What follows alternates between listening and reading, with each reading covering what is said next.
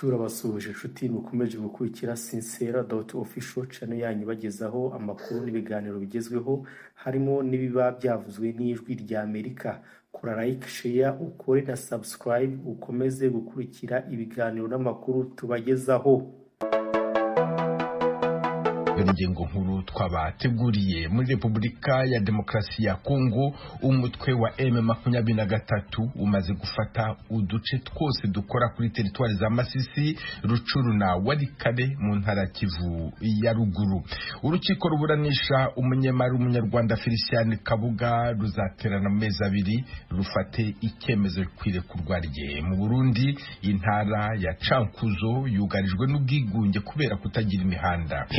Nyene nta buzima ne nkatwe ko dukunda gushora utuntu nyene mu masoko zijanye n'umuceri, bigori, biyoba, kandi ugasanga uri kurashika no mu Cankuzo hose hakinye barabara wumva wokora iki. Umwe mu baturage ba Cankuzo ikaje mu kiganiro iwanyu mu ntara.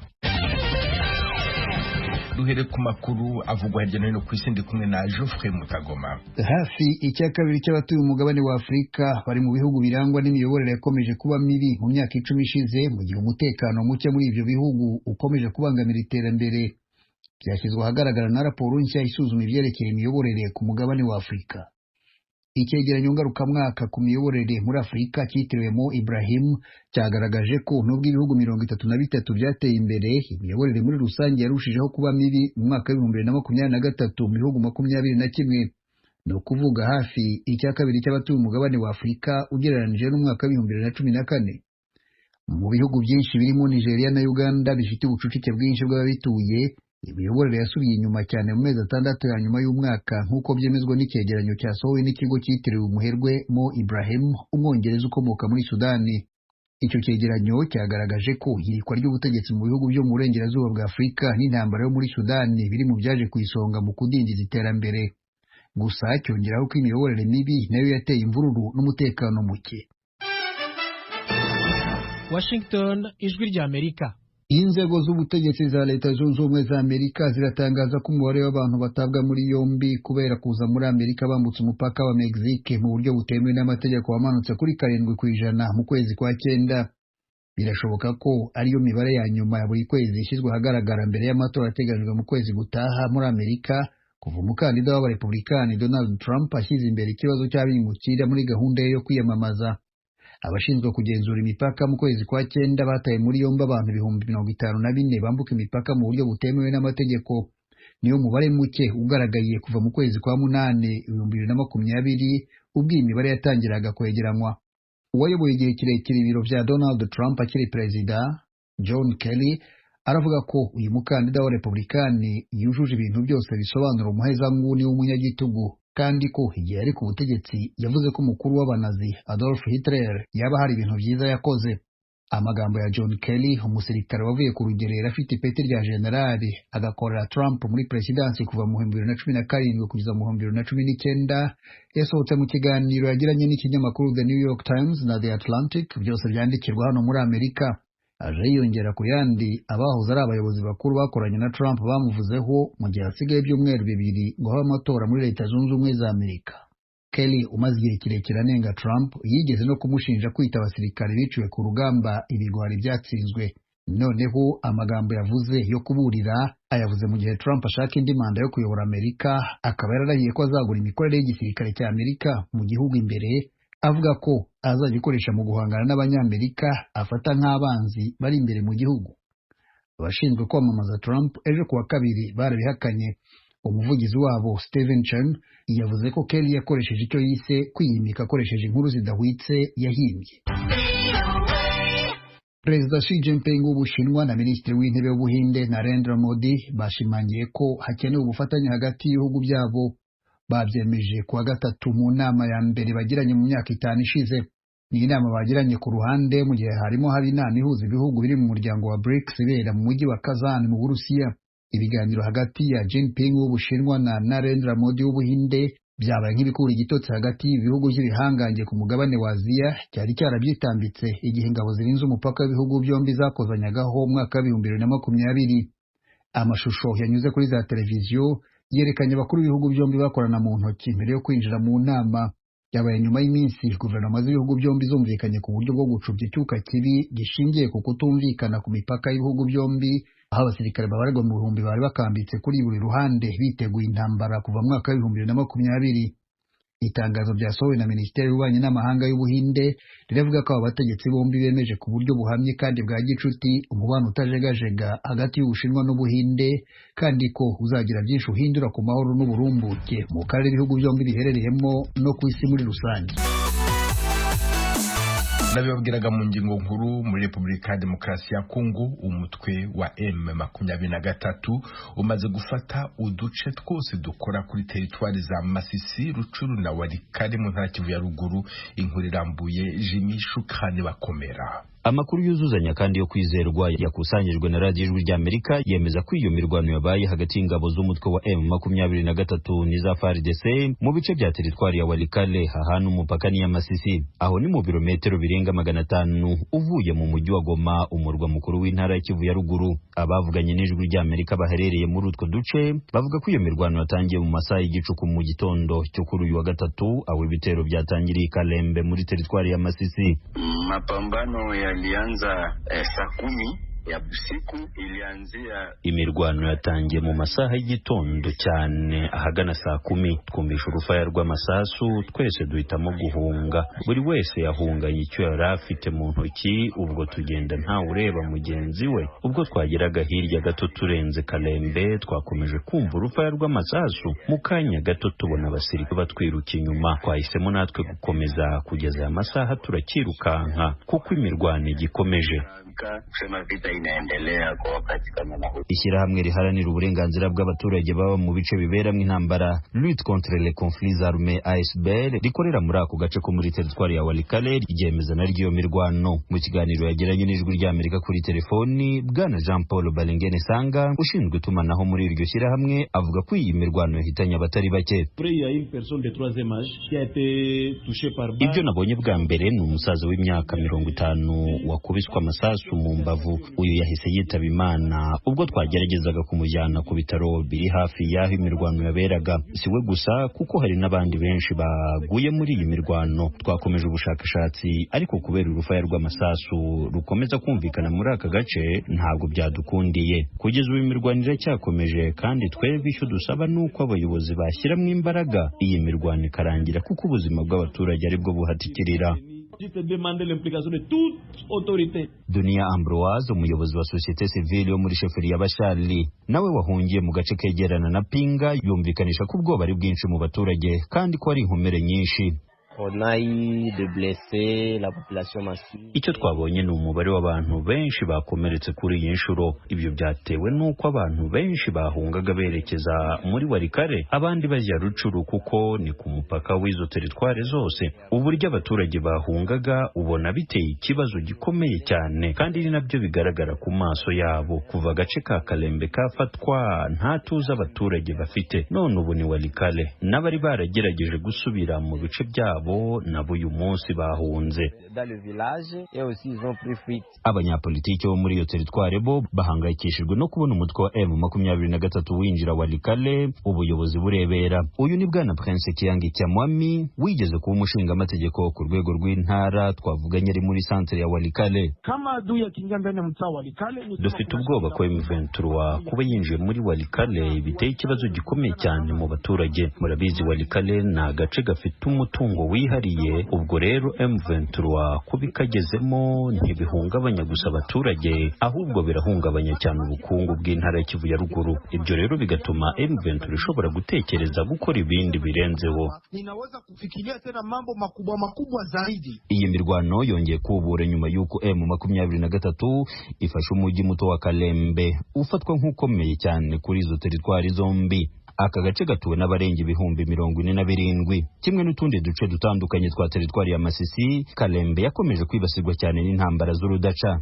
Mbere y'uko aka gace gafatwa niho habarizwaga ibirindiro bikuru by'imitwe ya Wazalendo ifasha leta mu kurwanya M23. Kugeza ubwo twateguraga inkuru, amasoko yacu yatubwiraga ko imirwano ikomeje. Impande zombi zikomeje kwitana ba mwana mu kutubahiriza ubusabe bwa ONU.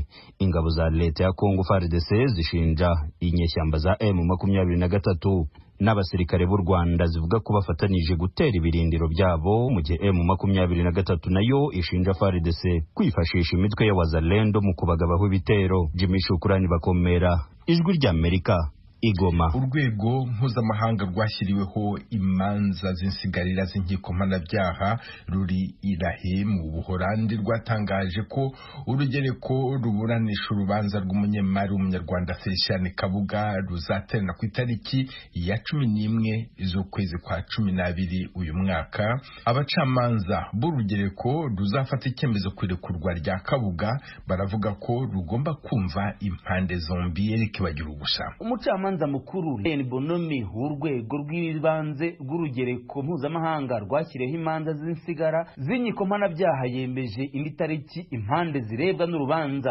rw'umunyemari w'umunyarwanda Felicien Kabuga zizongera guterana. Ni itariki ya 11 z'ukwezi kwa 11 uyu mwaka. Biteganijwe ko inama nk'izo ziba buri mezi 4.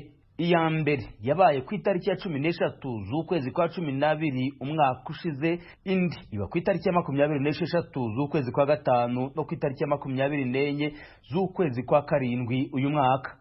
Umucamanza Bonomi yibukije ko urugereko rw'ibanze ruburanisha Kabuga rwafashe ibyemezo bitashyizwe ahagaragara birebana n'ubusabe Kabuga yoherereje ibihugu bitandukanye abisaba kumwakira naramuka afunguwe by'agateganyo.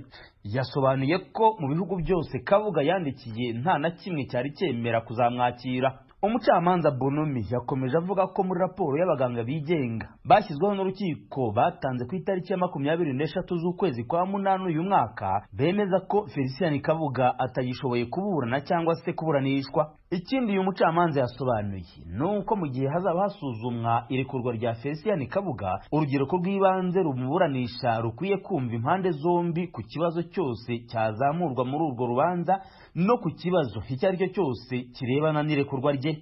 Umucamanza Bonomi yarangije avuga ko kubera imbaraga nkeze Felicien Kabuga ashobora gukurikirana ibivugwa ku buryo bw'ikoranabuhanga aramutse abyifuje. Felicien Kabuga utegereje icyemezo cy'urukiko cyo kumufungura afungiwe muri gereza y'umuryango w'abibumbye Irahe mu Buholande. Mu kwezi kwa 8 mu mwaka wa 2023 nibwo urwego rwasigaranye inshingano zo kurangiza imanza za jenoside zaburanishwaga n'urukiko mpuzamahanga mpanabyaha ku Rwanda na Yugoslavia rwasubitse urubanza rwa Kabuga ku mpamvu z'uburwayi. Felicien Kabuga ubu ufite imyaka 91 y'amavuko yafatiwe i Paris mu Bufaransa ku itariki ya 16 z'ukwezi kwa 5 mu mwaka wa 2020. Mukomeje kumva radio y'Ijwi ry'Amerika ivugira Washington DC mu Kirundi n'Ikinyarwanda. Uhagarariye Uburundi ku muryango w'abibumbye yasabye ko ubwicanyi bwakorewe abahutu mu mwaka wa 1972 bwemezwa nka jenoside yakorewe abahutu. Hari abashyigikiye ko ubwicanyi bwo muri 72 bwitwa jenoside, hakaba n'abandi batabishyigikiye. Inkuru ya Desire Hatungimana. Mu itangazo ryashizwe habona n'ihuriro ry'abacitse ku icumu n'ababuza babo mu bwicanyi bwakorewe abahutu mu mwaka w'1972 bavuga ko banezerejwe no kumva ko ubuserukiro Burundi mwishiramwe mpuzamakungu ONU yasabye amakungu ko igihonyabwoko ryo kwemezwa n'amakungu. Ivyashikirijwe na ambasaderi Zephirin Maniratanga vyakiranywe umunezero mwinshi cyane n'abahurikiye muri iryo huriro nk'uko biri mu itangazo ryashizwe ku mukono na Frederic Nzeyimana arirongoye. Nzeyimana avuga ko ari intambwe ikomeye kubona ivyemejwe n'inama nshingamateka na nkenguzamateka y'u Burundi ku itariki 21 y'ukwezi kwa 12 umwaka wa 2021 bija habona mu gihe leta yari yasabwe gushiraho itegeko rivyemeza ikica amatwi. Iryo huriro rimenyesha kandi ko ryandikiye akatari gake Perezida Ndayishimiye rimusaba kwemeza ihonyabwoko ryakorewe abahutu kugira abimenyeshe ishiramwe mpuzamakungu ONU. Iryo shirahamwe risigura ko mu Burundi hari ibimenyetso kuko hagaragara ibinogo rusangi vyatawemwe abagandagwa 5,000 vyagaragajwe n'umugwi wo kurondera ukuri no kunywanisha abarundi CVR, ariko ko atigeze abishikiriza. Urongoye CVR Pierre Claver Ndayicariye nawe nyene afatiye ku bushakashatsi bakoze mu gihugu cyose aremeza ko mu Burundi habaye ihonyabwoko ry'abahutu hari mu nyigisho zerekana ahanini ukuntu ubwicanyi ndengakamere hamwe n'ihonyabwoko bitegurwa. Izo nyigisho zari zari zigenewe abamenyesha makuru n'abakomiseri ba severe zabereye ku mugwa mukuru wa politiki Gitega igenekezo rya 14 ukwezi kwa 12 umwaka 2021. Uno munsi tukididinganya turavuga ihonyabwoko ryakorewe abahutu mu Burundi, tukavuga ubwicanyi budasanzwe bwakorewe abahutu mu Burundi mu gihugu cose. Ko bari mwishira hamwe ry'ababuza ababo mu 72 mu Burundi, ijambo ryashikirijwe na ambasaderi w'u Burundi mu nama y'akanama kawoni kajejwe agateka kazina muntu rije gukura agacerere kari kamaze imyaka 52 abo basanga ari umunsi utazibagiranwa. Perezida w'u Burundi Evariste Ndayishimiye yagirizwa n'igihuriro ko atashize mu ngiro ivy'inama nshinga amateka na nkenguza amateka yari yemeje. Mu kiganiro kwa bamenyesha makuru n'abanyagihugu cabereye ku kibuga c'umupira w'amaguru Intwari mu gisagara ca Bujumbura igenekezo rya 29 ukwezi kwa 12 mwaka 2021, Perezida Ndayishimiye yasiguye ko abarundi bose babuze ababo mu bihe bitandukanye igihugu caciyemwo ku buryo atawoja ngaho yagiriza abandi. Hariho abacabaza bati none ko severe yamaze kuvuga ngo 72 ngo niho nyabwoko ryagiriwe abahutu ko leta atacivuga. Hariho abavuga leta avuga n'ingoga uraraba none igihugu congo kiki none tuzoza turafata akamanyu mazi uburongozi buca buvuga ko muzaka akamanyu reka oya barafise igikorwa batumwe n'itegeko ico gihurongozi bw'igihugu buzoheza rero bwakira ico cegeranyo buce bwiga ingene bugikoze mugu no munsi muvuze rero ngo uko bazoza baravuga camugakorerako tuzoruhukira hehe muzoca musanga bica bizana n'ingorane mbere. Charles Mukasi yigeze kurongora umugambwe w'adasigana iprona mu kiganiro yahijwe rya Amerika kuri no wa mbere aremeza ko abahutu bapfuye mu 72 ariko ko abenshi muri bo bari bateguye ihonyabwoko ry'abatutsi.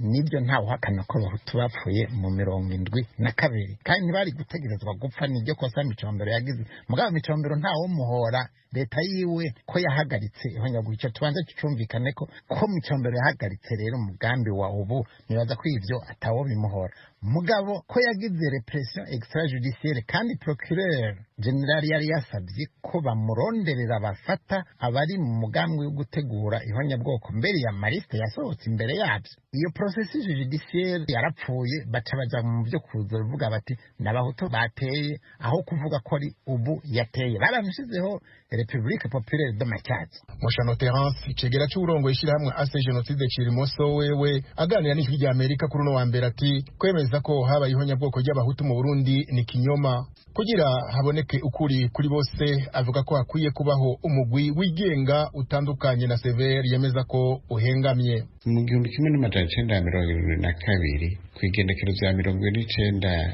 ukwezi kwa 4 hagandaguwe abatutsi mbere gushika itariki 3 z'ukwezi kwa 5 abahutu bapfuye mu nyuma.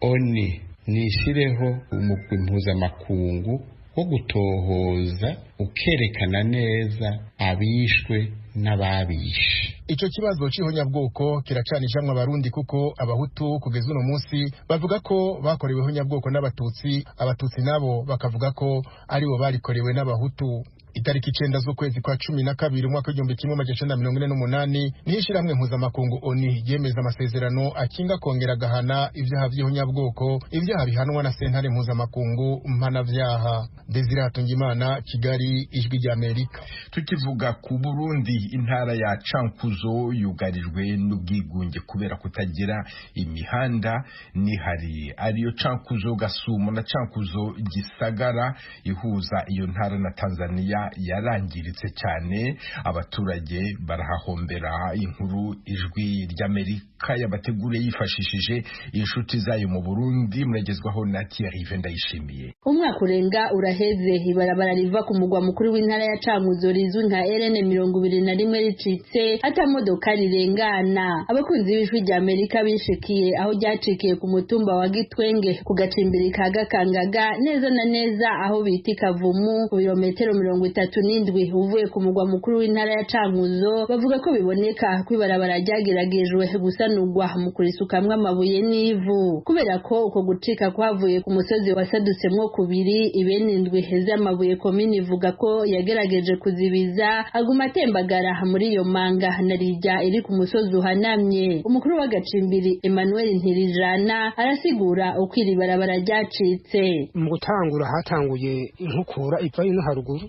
ikaza ari nyinshi itangura rero kuzirimburura hano mw'ibarabara none hano byaciye biba ibirenga rero hashitse ubu ni imyaka 3 ntimburuka none ubu nta modoka ikirengana zose zishahiye ku mubambangwe. Abanyagihugu bavuga ko umutekano wabo ubangamiwe kubera iryo barabara. Hatungimana Desire umwe mu batware bo mu gacimbiri ka Gakangaga avuga ko hama habereye amasanganya abantu bagatembagarira mu manga y'iryo barabara. Waheruka gukoroka mu ndu yahere akoroke hari Maria mabuye hari hepfo ijana namujanye no kwa muganga mu ijoro nko mu masaa 3 yaramenetse gwimwe na hakucya kujisho gutya baramushona ubari muhira yarageze mitene nana masanga abamu moto bose bacenga amaka bakorokeramwo yaramaze kugwamo nk'abami moto nkabanga nk'abatanu abandi b'imodoka barabaca mu ngaba twahengekereje nga zaguma zigwayo bazikuramwo bazikuramwo kubwiki cakera cabuze. Abanyagihugu bo mu ntara ya Cankuzo bama bagize uruja n'uruza muri iryo barabara rya Cankuzo Gisagara baridoga ko ataterambere riri muri ako karere kabo. Urahwerwa hakagufa uzuye ibinogo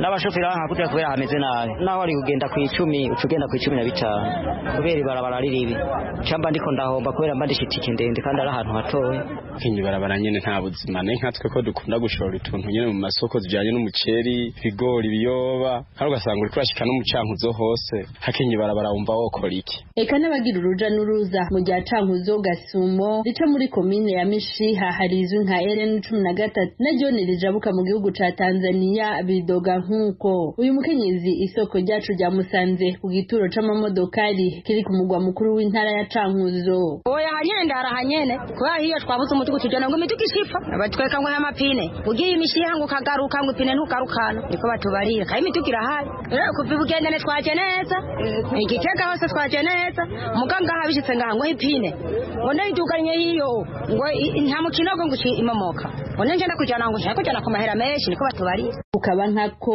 abakora urudandazwa habaca muri ayo mabarabara ya Mishiha na Gisagara nabone imyidogo ni myinshi. Uyu mudandaza asaba leta gukora ibishoboka ayo mabarabara agakogwa vuba hashoboka. Twe turafise ingorane gose bikomeye kweri nibarabe bikubita gashi nkuko arabavyeyi tuzoterera twege nibasaba abanyagihugu duterere n'amajana 5 yo bamaze niyo ushoye utuntu mba uhora mugabo wahoye uvuga ati akabarabara ni keza nta ngorane yegora ko niduhora gutoza tagisi haje washoye ibintu none twonanirwa no gutanga igihumbi cange 2 je nk'ubu ku bwanje naho byo 5 babivuze ati barabara rigira rikogwe no yatanga nk'ubu nta mukenyezi avimugira ngo umutumino niwe wikocura umugabo kazopfira ku nzira kandi nawe yari bishoboye kwiyunguruza agashora utuntu ngaha kaza karangwa nk'udutunguru ngaha karangwa utushu utuboga kajana imugera nene bikunda. Ubukene bw'amabarabara ngaho mu Cankuzo burasubiza inyuma ubutunzi muri rusangi. Musitanteri wa komine ya Gisagara Gracien Nitunga avuga ko komine imaze guhomba ibice 15% by'amakori yo muri uno mwaka. Byukuri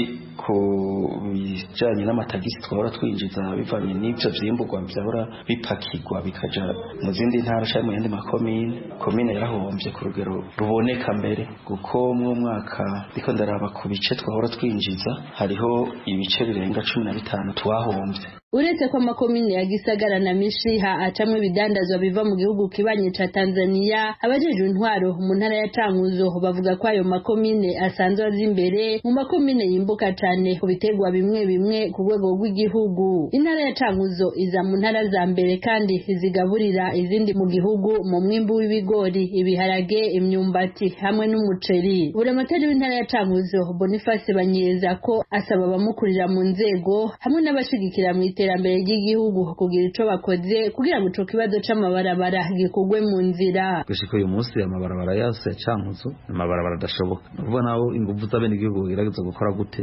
mukaba mubona ko uyu mwaka twagiriwe amahirwe haragwa imvura nyinshi cyane ibyo bakora byose basanga ingufu zabaye imfa gusa rero amabarabara nka yose yarononekaye mbere y'ibiraro bimwe byaratwawe biteye ubwoba amusanga na komine ingufu zayo atevye bishobora bica bisaba ko dusaba abashigikiza mu iterambere abashigikira canke leta ibishoboye kugira ngo irabe ko yogira icikoze kugira ngo amabarabara amwe arengane. Buramatari wa Cankuzo avuga ko ikigo kiraba ibijanye n'amabarabara ARB cariko kiragerageza kuba kirasanura ibitarugwa bimwe bimwe nyene ariko ko muri kino gihe naco cahagaritse kubera ubukene bw'ibitoro. Ibintu biruko muri no ntara ya Cankuzo mu gihe mu ndinganizo shasha ya leta isigaye ari umugwa mukuru w'intara ya Buhumuza igizwe n'intara zitatu arizo Cankuzo, Ruyigi na Muyinga.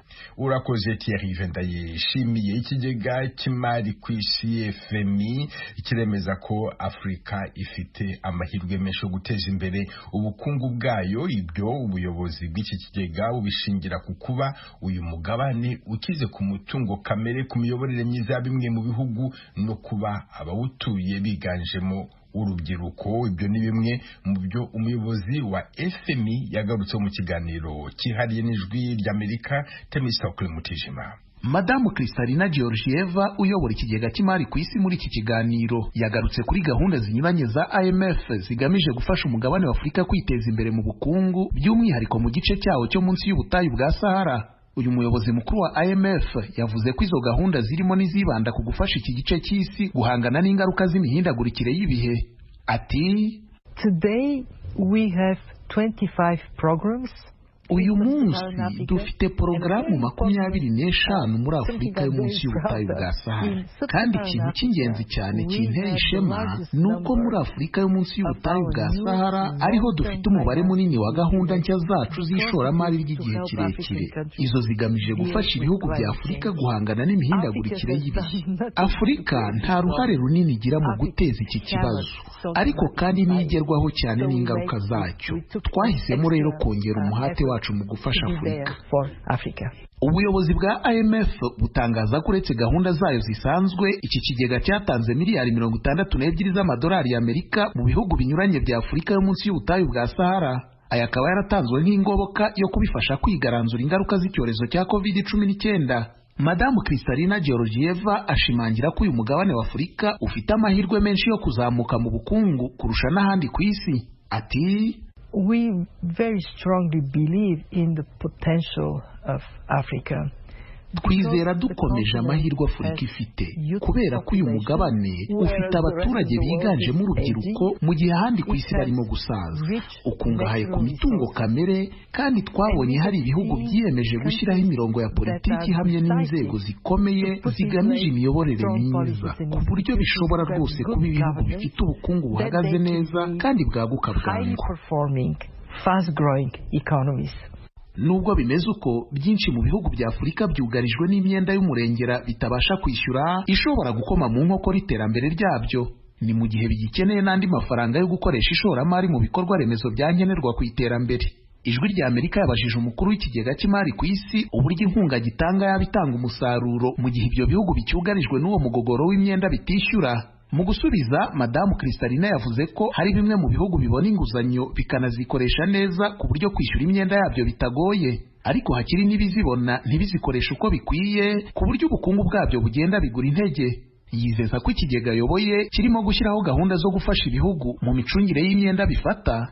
Ati, Where the issue of debt management ahari ibibazo by'imicungire y'inguzanyo, gushaka uko twafasha ibihugu kugera ku rwego rwiza rwo kwishyura ni ikintu cy'ingenzi cyane.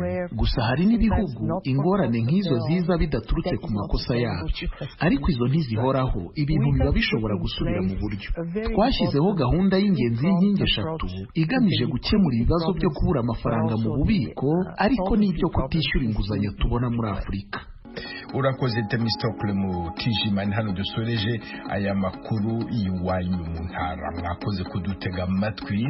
Dukomeje kandi gahunda yo gusigasira umuco karande n'ururimi gakondo. Dore umugani uyu munsi: ubyarira mu nda y'undi ahora yinginga.